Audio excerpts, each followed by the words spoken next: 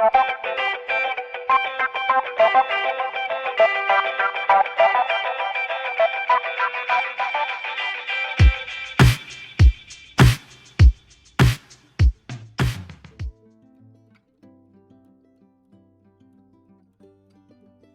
guys, welcome back to Little Spice to My Life. This is Pragati here.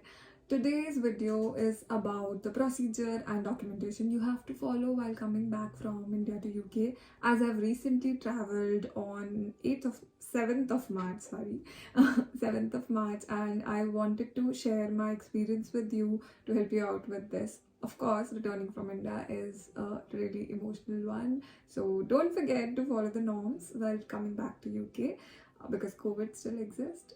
So basically, there are like 3 documents which you should have before reaching the airport.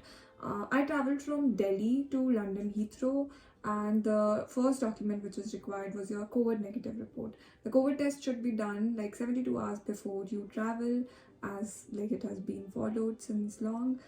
There are like few things which in your COVID report should be mentioned, like your name should match the travel document, you should have your age or date of birth in it, you should have your test results, the device used, whether it is PCR or not, you should have a confirmation of that.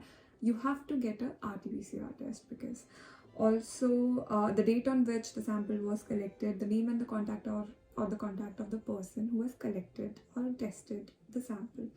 So this all should be there in the COVID report. Other than this, there are like more norms maybe, but you should check the government UK site for all the norms on it.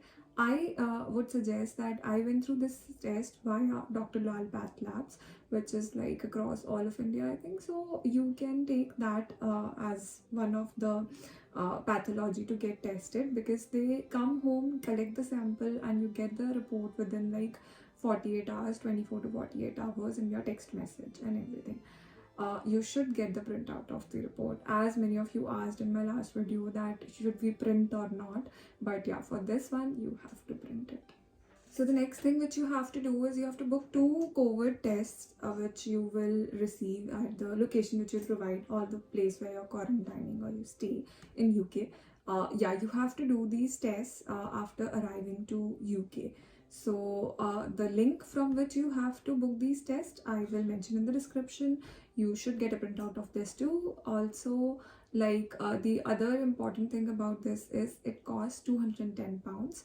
So you should like get your results, I will suggest, and then book this, because it is non-refundable, and like you get your money wasted if the flight gets cancelled or your reports gets positive, so you won't be able to travel, and that would bring a risk of these kits to be used. Next thing which comes into the picture is the passenger locator form.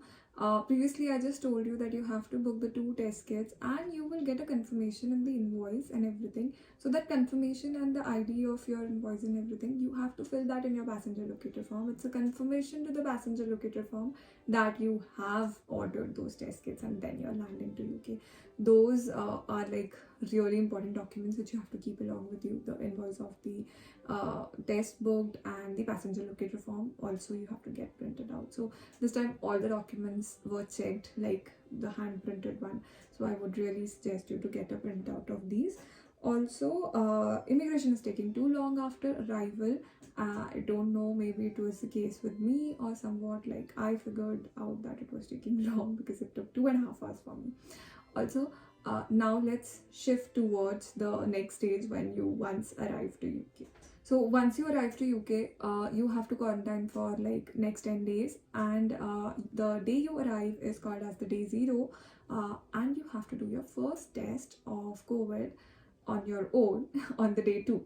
Like actually it's the day 3, but because the first day of arrival is day 0, so another thing which you have to take into consideration is there will be a booklet which has the step-by-step procedure inside that COVID test kit it has within it.